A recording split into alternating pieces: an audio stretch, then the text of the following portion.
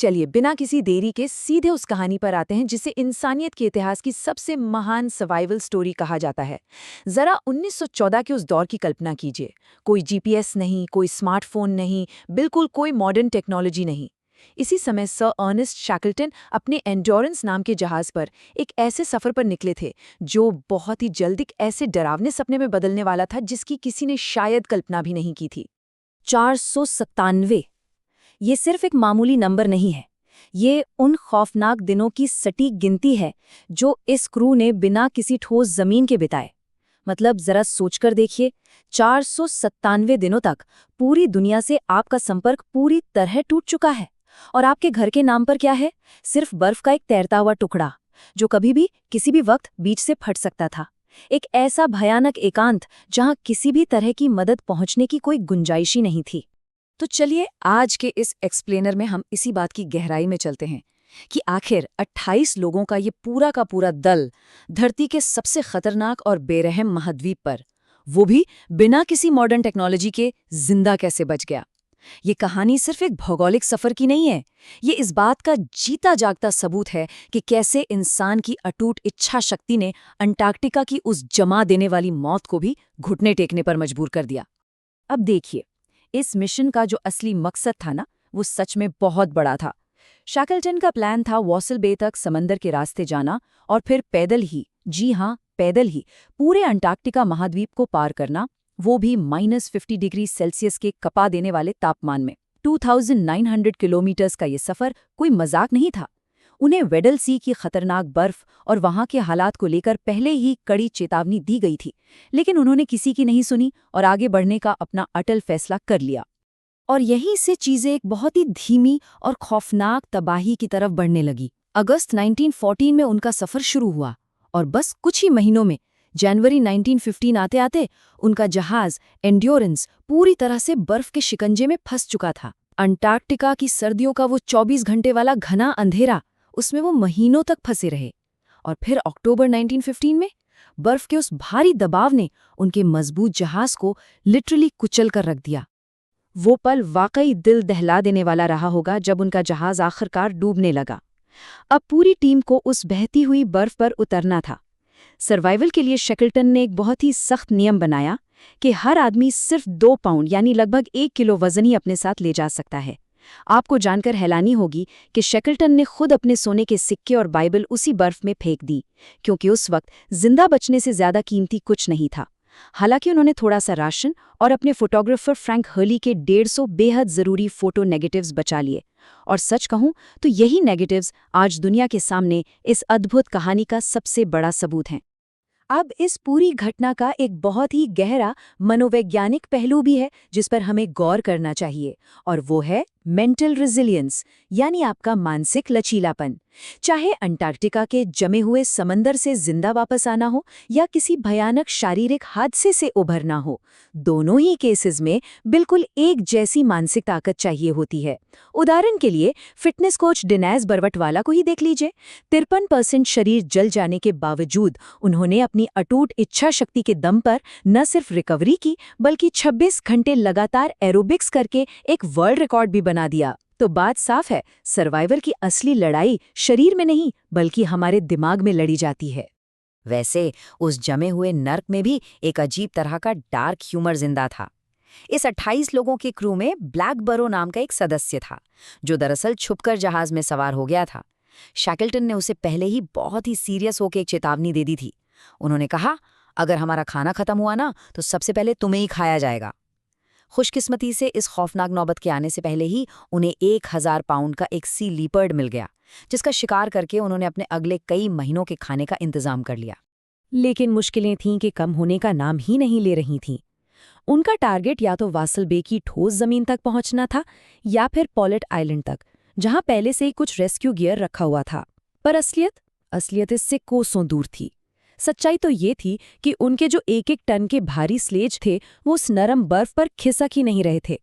वो पूरी तरह से समंदर की तेज और अनियंत्रित लहरों के रहमो करम पर थे, जो उन्हें उनके लक्ष्य से दूर किसी अनजान दिशा में धकेल रही थीं। और सबसे डरावनी बात तो ये थी कि ये लहरें उन्हें सीधा ड्रेक पैसेज की तरफ ले जा रही थीं। अब ड्रेक पैसेज कोई आम समंदर नहीं है, ये दुनिया का सबसे खौफनाक जलमार्ग है।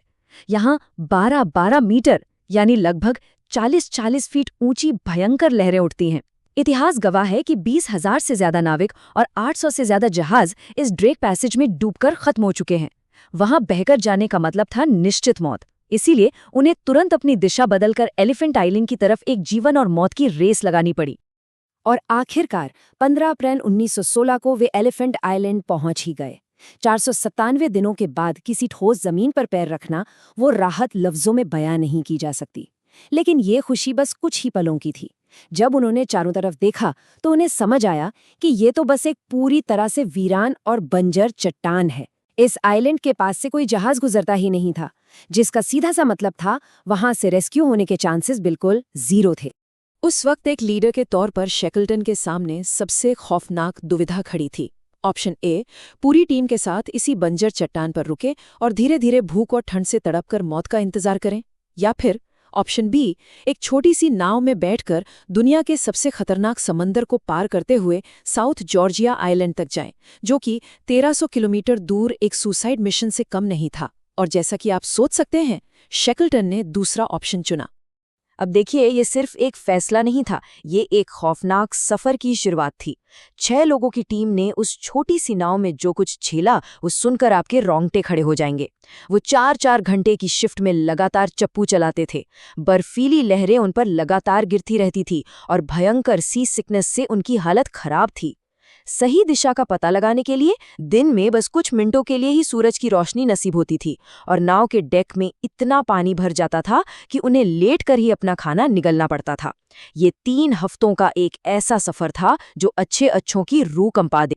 3 हफ्तों तक इन जानलेवा तूफानों से लड़ने के बाद वो आखिरकार साउथ जॉर्जिया पहुंच तो गए, लेकिन यहां भी किस्मत ने उनके साथ एक बड़ा क्रूर मजाक किया। वो आइलैंड के बिल्कुल गलत हिस्से पर लैंड कर गए थे।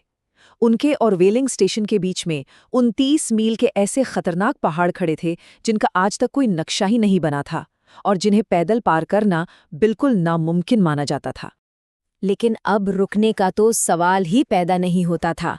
शैकल्टन ने अपने 2 साथियों के साथ चढ़ाई शुरू कर दी। वजन कम करने के लिए उन्होंने अपने स्लीपिंग बैग्स तक पीछे छोड़ दिए। जरा सोचिए, उन तीनों ने खुद को एक ही रस्सी से बांध लिया और बर्फीली चट्टानों पर अपनी कुल्हाड़ी से सीढ़ियां काट काट कर नीचे उतरने लगे।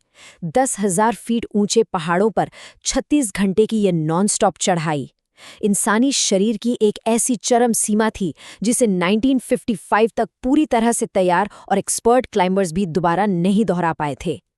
और फिर आया 20 मई 1916 का वो दिन, जब वो स्ट्रॉमनेस वेलिंग स्टेशन पहुंचे।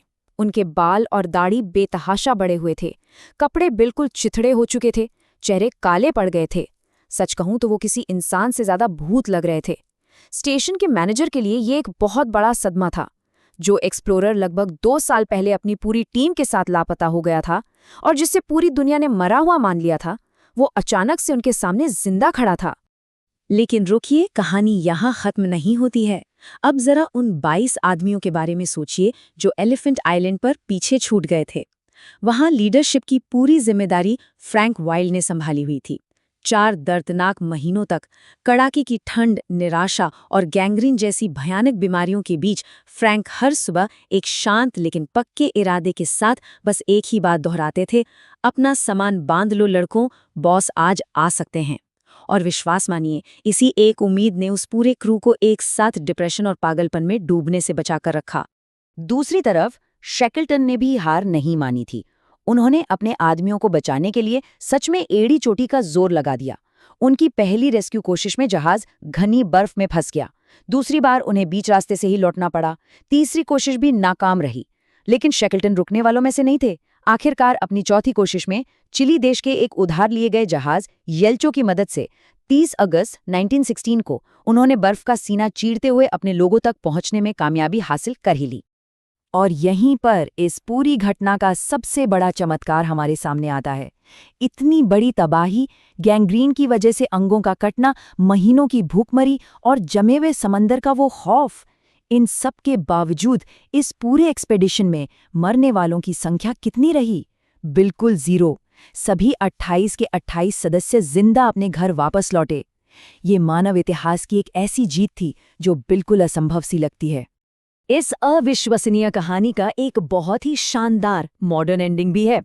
ठीक 106 साल बाद यानी साल 2022 में खोजकर्ताओं को बेडल सी में 10,000 फीट नीचे पानी में एंड्योरेंस जहाज का मलबा मिल गया। और सबसे ज्यादा चौंकाने वाली बात क्या है पता है?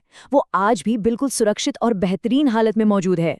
बिल्कुल ऐसा लगता है मानो इतिहास के उस पन्ने को समंदर ने हमेशा के लिए फ्रीज कर दिया हो। इस पूरे सफर के अंत में हम सबको एक बहुत बड़े सवाल के साथ छोड़ जाती है ये कहानी। अगर इंसान की इच्छा शक्ति और उसका हौसला 497 दिनों के उस जमे हुए अंटार्कटिक नर्क को हरा सकता है, तो आज ऐसी कौन सी नामुमकिन चुनौती है जिसे इंसान अपनी मेंटल स्ट्रेंथ से पार नहीं कर सकता? इंसान के अंदर कितनी असीमित क्षमता छुपी हुई है, ये सच में सोचने वाली बात है।